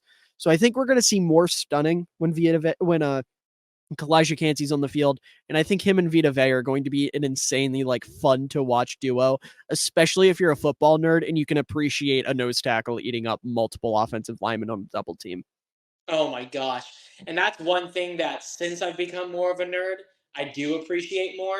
And because of that, I love Vita Vea. Hey, man, it's not just because he's a big hunk of mass. This is what I always say. The nose tackle is the fullback of the defense. That's a great way to put it. Except nose tackle is probably a little bit more appreciated, but very slightly. Yeah. Very slightly. I mean, think about it though. Like, outside of Vita Vea, how many nose tackles are a household name for casual fans, not guys like us? Like current nose tackles, not all time. Dexter Lawrence. Dexter kind of transcends it though, because he's just an incredible defensive player. But sure, there's two there, Dexter and Vita. I was about to say, I would say DJ Reader, but I don't know if the casual fan knows who he is. I don't think they do. Yeah, I don't think they do, which is ridiculous because he's. How many fullbacks do you think the casual fan knows? When I was admittedly a casual, I knew of Alec Ingold, Kyle Juszczyk, and CJ Ham. Or no, not CJ Ham, or 4. So yeah, 4. CJ Ham and Pat Ricard. That's it. Yeah. I would venture to say the casual fan probably does. Well, Ingold, I think, is starting to hit that tier. But like for a long time, it was Juice and Ricard, right? Yeah, yeah. There's a So you think reason that about it. Alec Ingold did not get a Pro Bowl last year. Yeah, exactly. But no, the point I was trying to make with that is like nose tackles are also super unappreciated. Yeah. And they're another position that like they get more snaps than fullbacks, but they still don't get a ton of snaps. Because I'll put it this way. The 3 tech is the halfback, the nose tackle's the fullback. The 3 tech makes all the fun and sexy plays. Everyone's talking about Chris Jones and Quinnen Williams and whoever else. And with nose tackles, it's like, okay, you've got Dex. Dex came, he exploded last year. Dex is a household name. Vita Vea is a household name, but it's less because he's good and more because he looks the way he does. And that's not like a slight at Vita. I'm just saying I feel like most fans wouldn't know Vita if he didn't look the way he does. Yeah. And that's not to say that, again, not to say that Vita sucks. It's just the casual fan doesn't care about a nose tackle. Yeah. Like, yeah, you get my point with it. Point is, I love fullbacks. I love nose tackles. They're both underappreciated. And I think that kind of wraps up talking about the Buccaneers roster and like what they did last season. So let's jump into the offseason. And there were a lot of losses for the Buccaneers this offseason. So out of the guys who left the team, who do you think is going to leave the biggest impact now that they're gone? That's a pretty good question. I mean, Tom Brady's obviously like the big answer, right? I don't know Right. how much because I think the coaching staff sabotaged him so much, and I think how we kind of talked about earlier how Baker's going to get propped up by the coaching staff. I actually don't know how much fall off specifically at quarterback there will be, but it's still Tom Brady to Baker. He's not a loss in terms of we're not paying him. He's a loss because he got injured. And why am I blanking on his name? He's the biggest. He's a center. For some Ryan reason. Jensen. Ryan Jensen. Hello. Yeah. Don't ask me why. A red tornado. Hey, now we got 2 red tornadoes. Cody Mock. But Ryan Jensen. No, he's got to be like, hold on. We can't call him the red tornado. He's got to be like, you got to have like the red tornado and the crimson twister or something like that. Oh, I like that one. The crimson twister. Yeah. But losing him, truly, that was the big thing for me when deciding how good this O-line was going to be. Because I believe that Tristan Wirfs is going to be fine. He's going to be fine on his own, right? Godicke, on the other side, might not be great as a pass protector, but like you said earlier, he's athletic. He might be able to help in the run game, right? He can be at least. I'll say this compared to like last year, what we had, right? Comparison is very important with this team. It's not hard to outplay Donovan Wilson and what he did last year, because he was a walking holding penalty. Then with the guards, Cody Mock, obviously, I think very highly of him, right, as just a pure run blocker. And then on the other side, Matt Filer. Chargers fans always wonder on Twitter how he went from so good to so bad between 2 years ago and last year. And a lot of people will respond to you with, well, he had Rashawn Slater with him 1 year and Rashawn Slater not with him the other year. Well, he's going to be playing next to Tristan Wirfs, who's probably a better tackle. So those 4, I was at least by themselves going to be confident that with Ryan Jensen in the middle, they would be okay. Now with him gone, it starts to break down in the middle. How good is Cody Mock going to be as a pass protector by himself? At left guard, will Matt Filer Now with only one great guy opposite or on the side of him instead of two Mhm. great players, how good will he be? It's very, very bad that he not only have we lost him for this season, potentially for his entire career because his Yeah. career might be over. Yeah. Now, speaking of the offensive line, I did actually mean to ask you a question. I kind of skipped over it.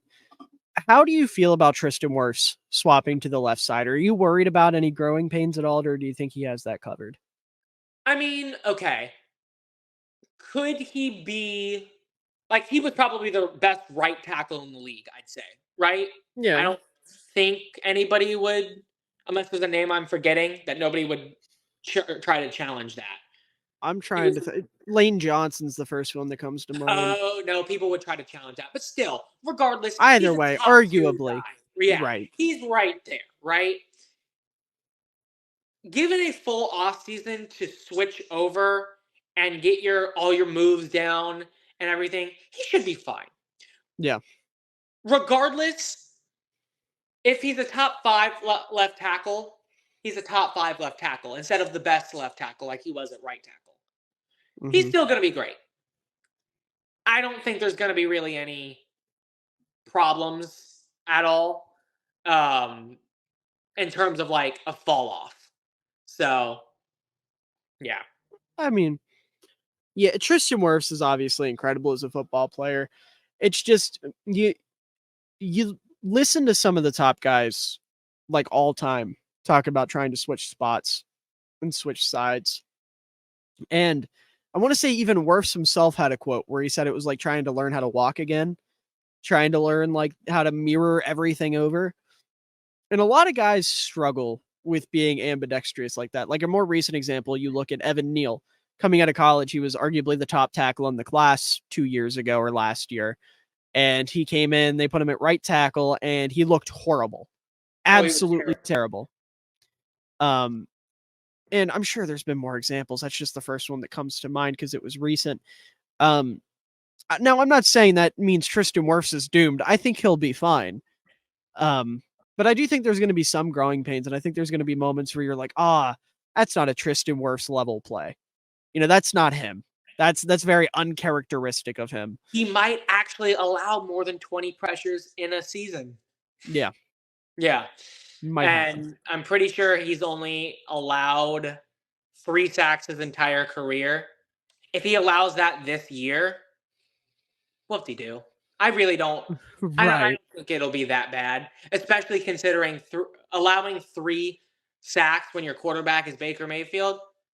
You're doing okay, Yeah, right? absolutely. But Yeah, he's going to be fine as a whole. I'm just saying, I don't think he'll have a spotless season. I could even be wrong there. Tristan Wirfs could just say, fuck you, I'm still the best tackle in football. Well, second best because Trent Williams exists, but he'd still say I'm a top 5 tackle, and it doesn't matter what side I play on. So we'll have to see there. But I thought that was worth asking. Um, Looking at some of the other losses here for Tampa, though, in free agency, they lost guys like Sean Murphy-Bunting, Shaq Mason. They actually traded him. He wasn't a free agent loss. Akeem Hicks, Leonard Fournette, a little addition by subtraction there, obviously. Julio Jones, Cameron Brate, Giovanni Bernard, Donovan Smith, same deal, a little addition by subtraction. Mike Edwards, Raheem Nunez Roches, Keanu Neal, William Golston, Ryan Suckup, Kyle Rudolph, Carl Nassib, Blaine Gabbert, Brashad Perryman, Gerard Avery, Scott Miller, Josh Wells. Like, there's a lot of names there. And that was before the cut downs to 53, mind I you. was about to say, I will say this. You said William Golston. They did bring him back. Oh, they did? Yeah, Well, that is swell. Yeah, they did bring him back in the middle of training camp because, to quote him, it was weird not being in August and not being out there with the guys. So he took a pretty decent pay cut for a veteran to come back and That's and good. be here with us. You always love to see that. Yeah. But yeah, the point is like there's a lot of names there, and some of them are pretty notable names. I will say, out of the ones you mentioned, Mike Edwards specifically as like a rotation safety, that's going to be a tough loss. That he was as a ball hawk. I mean, we mollywopped the Falcons every single time we faced him just because of him. Mm-hmm. He for some reason against the Falcons, he is a ball hawk. Mm-hmm. But yeah, the point I was going to make though is like there's a lot of names there. Quite a few of them are probably notable names to a lot of people. I think the Bucs will be fine. I don't think there's anyone there that's like an insurmountable loss other than Tom Brady, but even then, he retired. You can't really do anything about that. But other than that, a lot of these guys are at least replaceable. So not the end of the world there. Like you look at the retained free agents, obviously Levante David was the big one. Jamel Dean was the other big one. And then guys like Russell Gage, Nick Leverett, Aaron Stinney, Pat O'Connor, DeAdrian Sennett, D. Delaney, Anthony Nelson, JJ Russell, Cam Gill. Did any of those guys get cut down from like the final 53? I'm looking on here, and it looks like D. Delaney is listed on this depth chart on our Okay. lads. Although I was 99% confident coming into this right here that he actually did get cut, and I saw something from Greg Allman saying he got cut. Well, maybe he did. Either way, Even not if the end of the world if he did. even if he is or isn't, he's not going to be starting because we actually have a UDFA who outright won the nickel back job. Oh, good for him. Yeah. He like straight up won it. And before the first preseason game, Todd Bowles said he won it. So that actually gives me a little bit of confidence that a UDFA can jump that so far. That's valid. But jumping over to the free agent additions, not a lot here. I've only got 7 guys written down. So out of the guys that the Buccaneers added this offseason through free agency, who are you most excited to see suit up for the team next year or this year? I kind of already mentioned him a little bit, but Ryan Neal from Seattle. He, based off of every bit of research, I haven't watched him play really, to be quite honest with you, but based off of every little bit of research that I've done, maybe I'm just more so excited because we got him on such a value contract. But that's fair. From everything that I have seen, the dude is a baller. And to help complete the secondary that has little to no depth is so nice. So nice. Absolutely. And then that's definitely valid. For me, obviously I love Baker, I already said that, but I'm excited to see what Greg Gaines will do for you guys. He's someone I'm a pretty decent fan of, as just a solid interior defensive lineman. I don't know how much PT he'll get. Probably go up a little bit with Cansey being out, but we'll have to see. Either way, he's just a solid player on the defensive line. And then they also added guys like Matt Filer, who you talked about. Chase Edmonds, did he make the final 53? He did.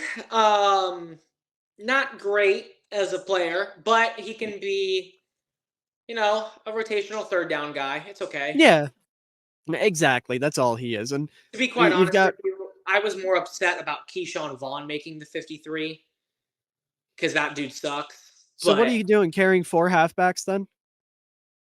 We're carrying 4 halfbacks. Yeah. I mean, the Bears are too. I can't. But you're going to be predicated around running the ball, and at least 3 of them were playing meaningful snaps for a team, whether it was pro or college last year. True.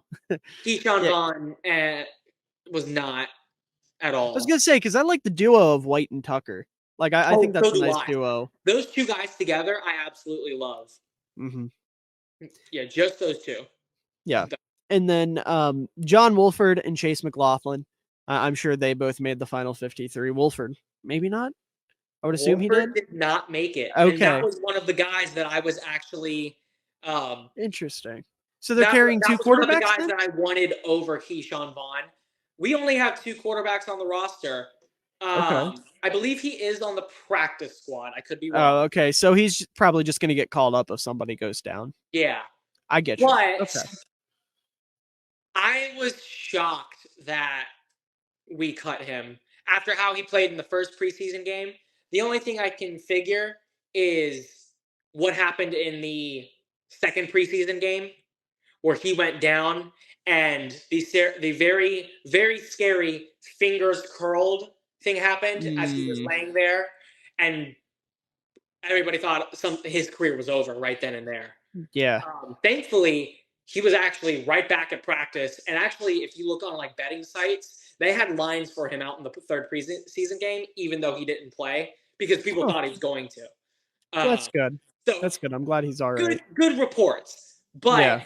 But the only thing I can think of is that they were just like, he's a third string quarterback. There's multiple other guys out there that are third string. We can keep him on the practice squad, but if we don't feel comfortable throwing him in a game, we can go sign another third string quarterback for cheap. That's the only thing I can think of. For sure. Because he showed out in the first preseason game. He looked like he legitimately in the first preseason game against who did we face? It wasn't the Jets. Regardless of who we faced, he legitimately looked like our best quarterback. Like my dad was actually upset that he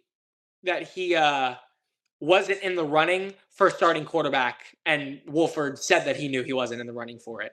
That's So, valid. yeah. The other guy I wanted on the 53-man roster, and I understand we're kind of loaded here, was an outside linebacker by the name of J.J. Russell, who's also on the practice squad. Okay. He was PFF's, and I don't put that much stock into this, highest graded defender of the preseason out of any team. Damn. Literally Not bad. everybody.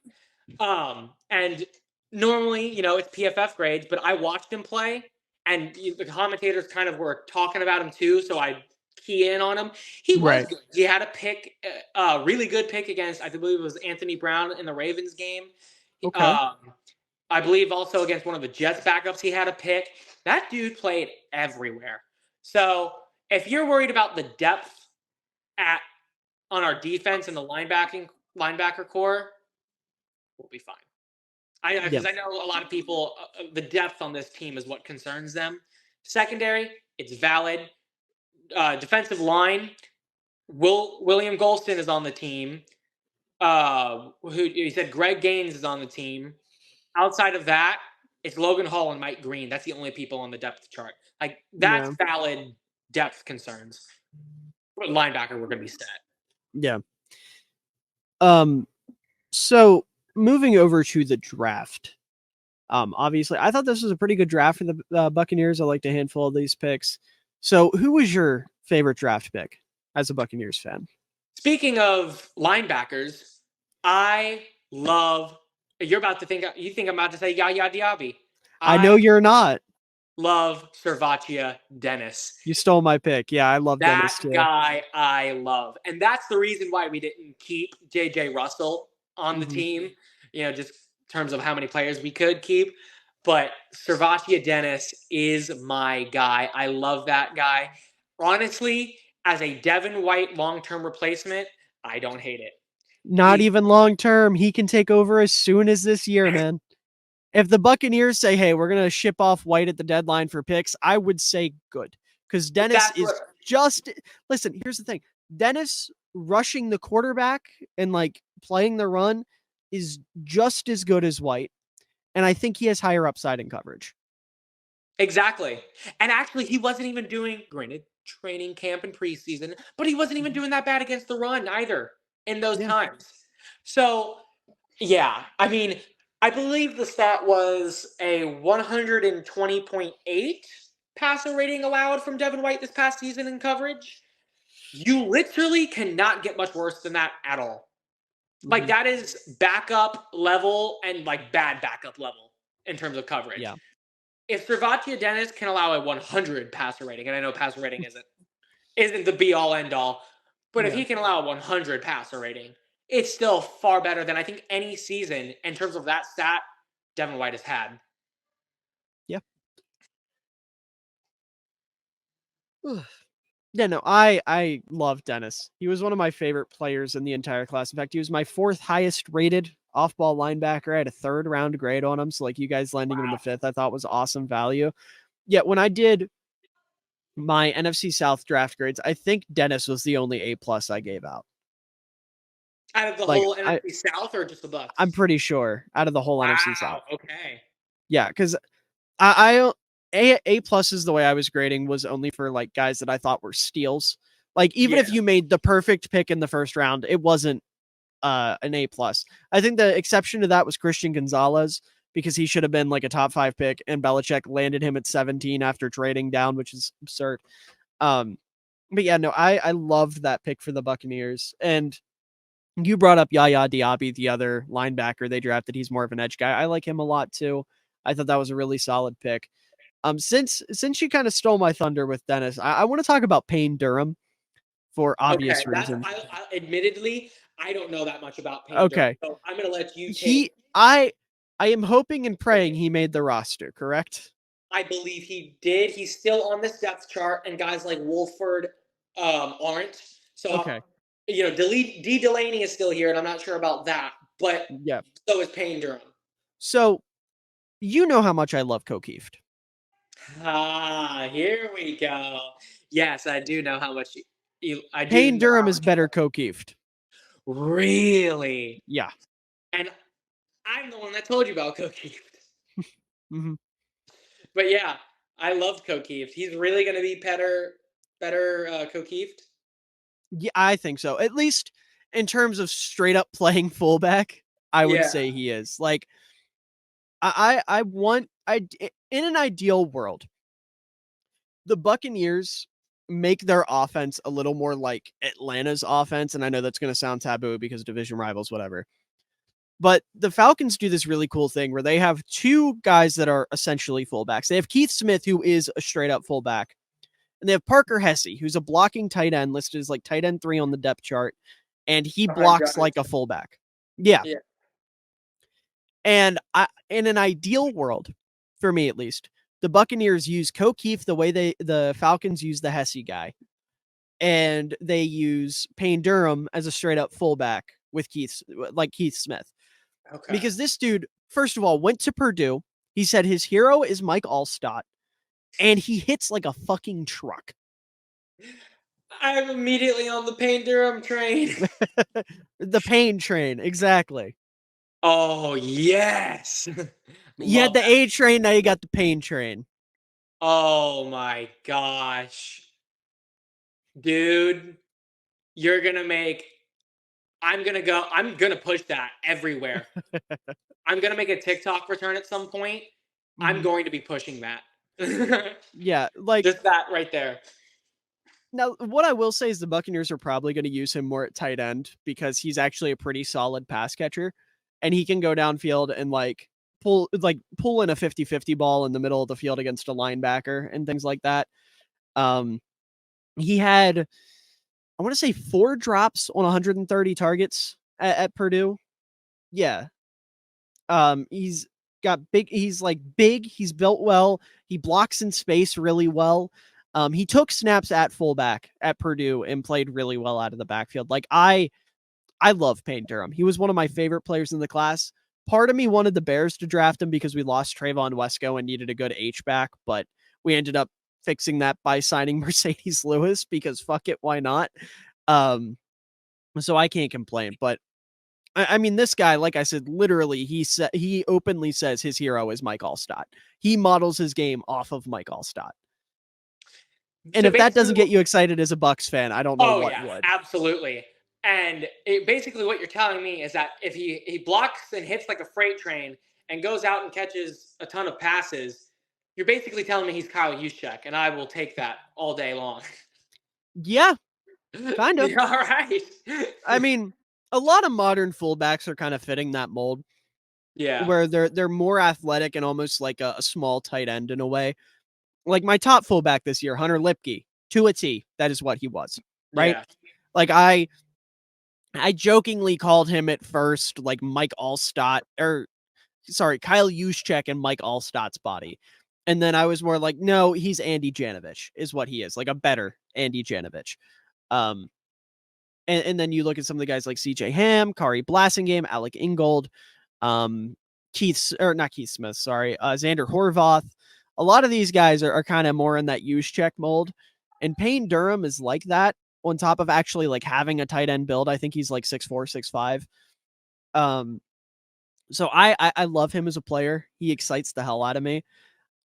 I don't know what his snap count's going to look like because I know you guys are trying to figure out what the fuck's going on at tight end. Although K Daughton's okay. Like I guess you're trying to figure out what's going on at tight end too, more than That's the other anything. thing I was going to mention. I actually really like K. Doughton. I mean, to me, he's just another white boy possession tight end, which is fine. Those guys have a place in the league, but Yeah. they work. All I'll say is this: is Cade Otton as a rookie tight end had more receiving yards than T.J. Hawkinson did in his rookie season. And I understand that doesn't mean everything, especially considering how much Tom Brady threw the ball. But just as a as a possession guy, and also what he did in the red zone a little bit for Brady last year, I Yeah. really liked him. If not our lead tight end, definitely a good tight end too. So, you know, Yeah.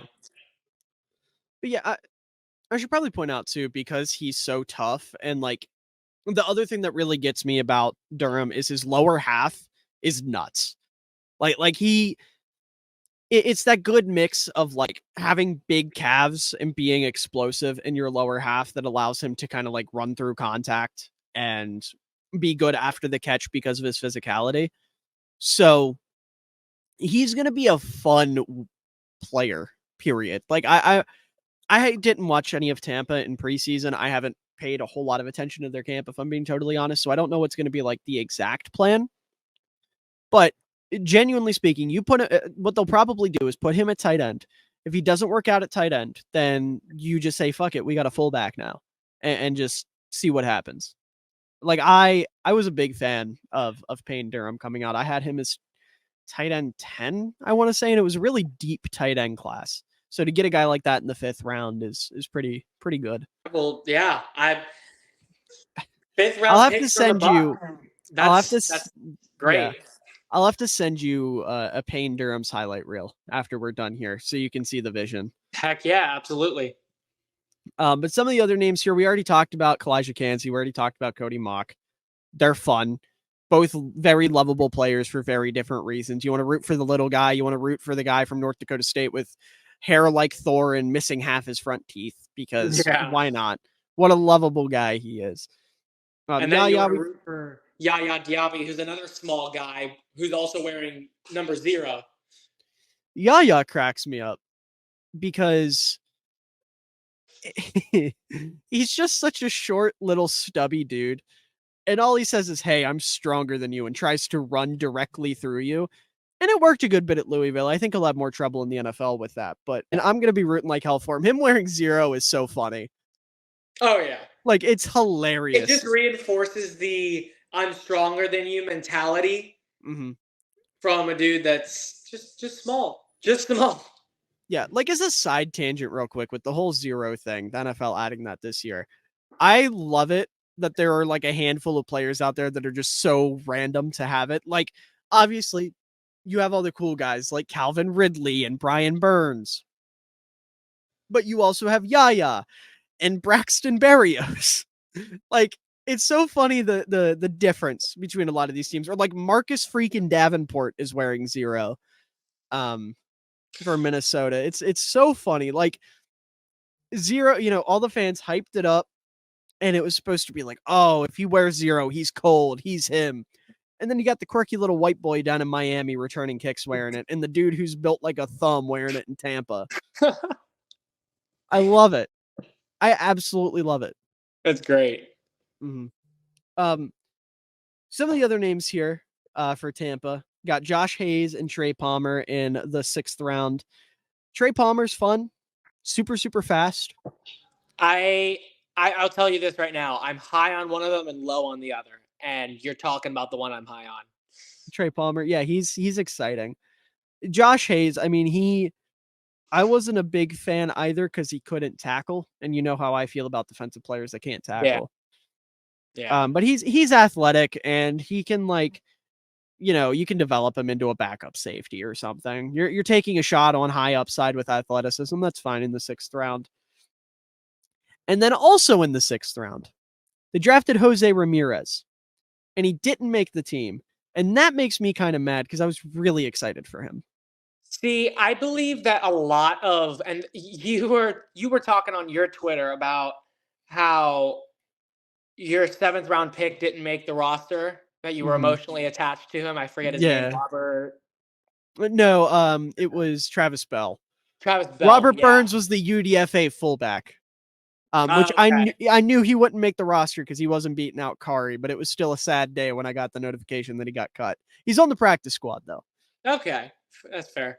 Um but yeah, uh, just remember, like, when I was going through this, um, like, Jose Ramirez, I remember another tweet, and I'm surprised how much info I get from Greg Allman.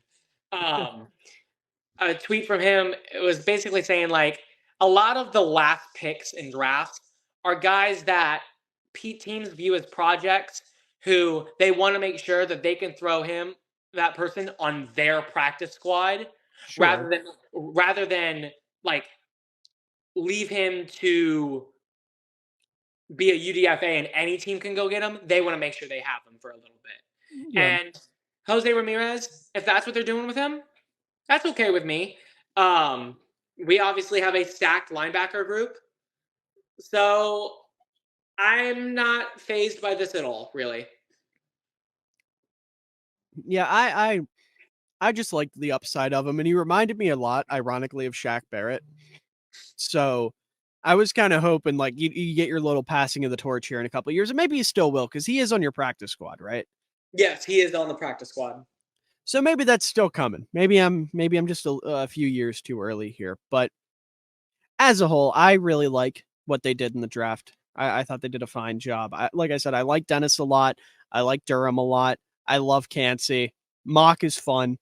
So I think they did The only pretty guy well. I really don't like out of this group is Josh Hayes. And I'm looking at the depth chart right now, like I said before. That UDFA, Christian Isian, I believe that's how you pronounce his last name, beat him out for the starting nickel role. Like, straight up beat Good him shit. out. Good So, shit. when a UDFA beats you out, it really says something to me. At least about year one. Hmm. But all that being said, just kind of looking ahead to the regular season. Last question for you, and it's kind of a two-parter here.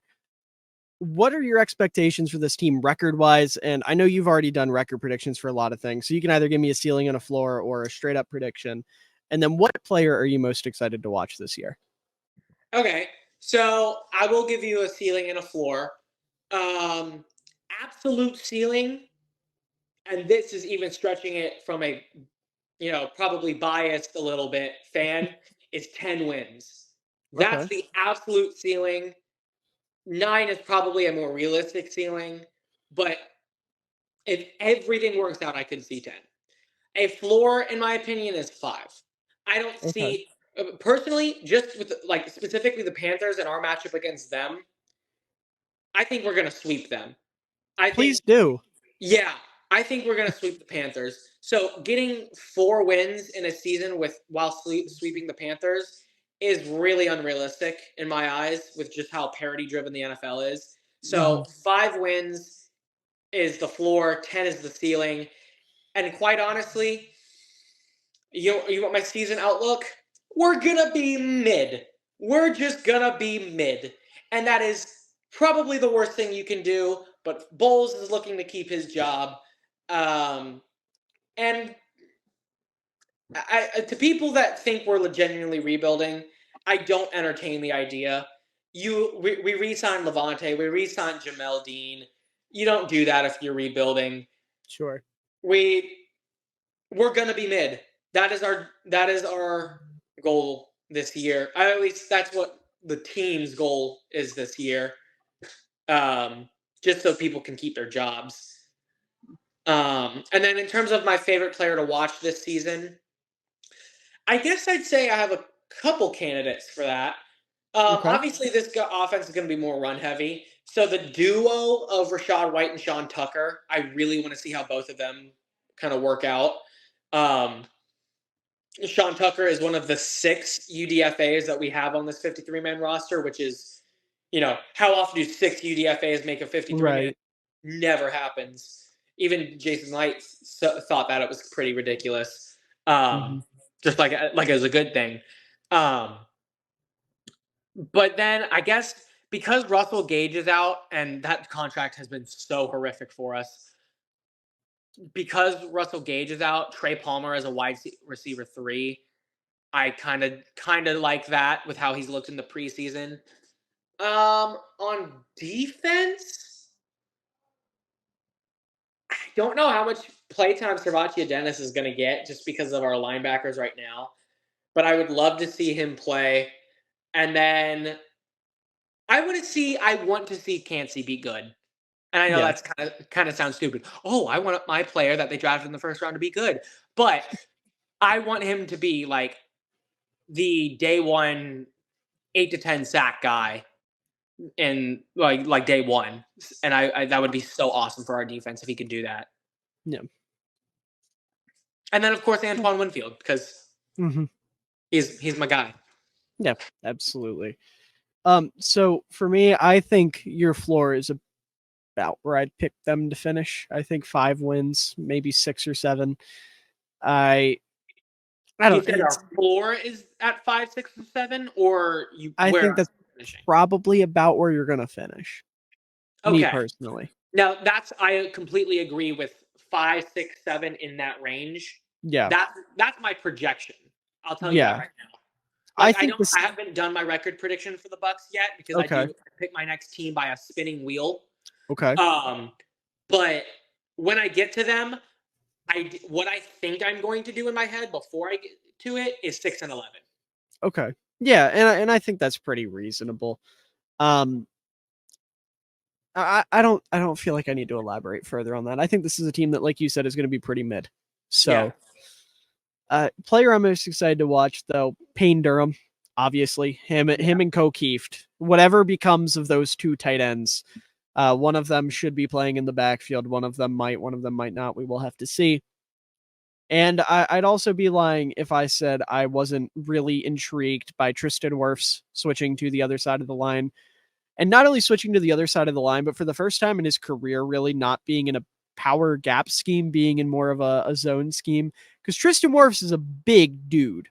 He's not only big, but he's an athletic freak. How he Right. was the 4th tackle in that draft class shocks me to this day. That Right. dude was running in the 4.8, I believe, and the 40-yard dash, and can jump out of a 5-foot pool.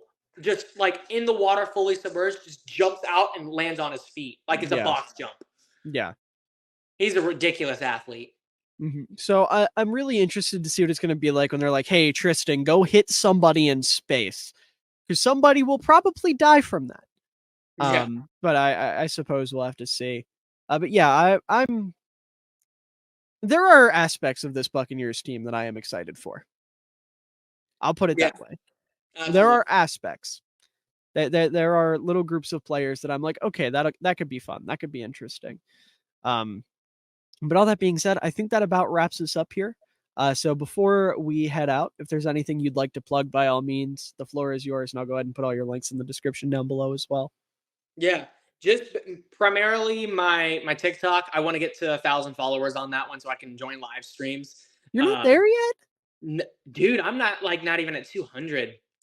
Really? Yeah, I really need some. I need That's bullshit. Get them up there. I need the comeback on TikTok to get me there because I want to get there so bad. Yeah, I figured you were at like 2,000 by now. That's crazy. Nah, I haven't posted in a while, and even then, I wasn't getting that much traction. Well, that's because a lot of the videos you did were like replies to comments, right? Some of Didn't you them, do a for lot sure. of that? Okay. Some of them. I was gonna say those don't get as much traction on TikTok, I've noticed. Unless it's like really short. You know, if someone just comments something really fucking stupid and you just look at it and you're like, nope, not gonna dignify that with a real response. People might be like, haha, funny, look at the funny dumb man. But like if you're like, hey, here's a comment, let's give a well thought out response to this. TikTok's like, no, people don't care. Yeah. Um, But yeah, just my TikTok, Game of Inches 47. That was when I was dreaming big about the whole sports thing. That was going to be my podcast name, the Game of Inches podcast. So yeah, that's my TikTok. If you want to go check me out there, I'm going to be starting as soon as I get all my record predictions. I'm going to be posting them all on there. And that'll be obviously sometime soon because the season starts in not that long. All right. Well, unfortunately, it looks like Dominic's phone has died or his Wi-Fi has cut out or something. He has just gone MIA. But like he was saying, make sure to check out his TikTok Game of Inches 47. There will be a link in the description to that. And also his Twitter. I'll throw that in there as well. And also, if you check out the description, you can find all of my links. My podcast is down there, both my podcasts. And then also you can find me at Miller Football pretty much everywhere. Twitter, TikTok, Instagram, Threads, I guess. I know no one's talked about that, but I do have an account there. So if you want to check any of those out, I would really appreciate it. And also make sure to leave a like down below, show your support, show you care. It means a ton. Really appreciate it. And subscribe down below as well, as we're going to have a bunch of fun stuff happening during the NFL season and whatnot. So you won't want to miss it. But to everyone out there watching, and obviously Dominic, wherever he may be, I hope you all have a wonderful day, evening, night, afternoon, whatever time of day it is for you. I hope you enjoy it because you're all wonderful people and you deserve it.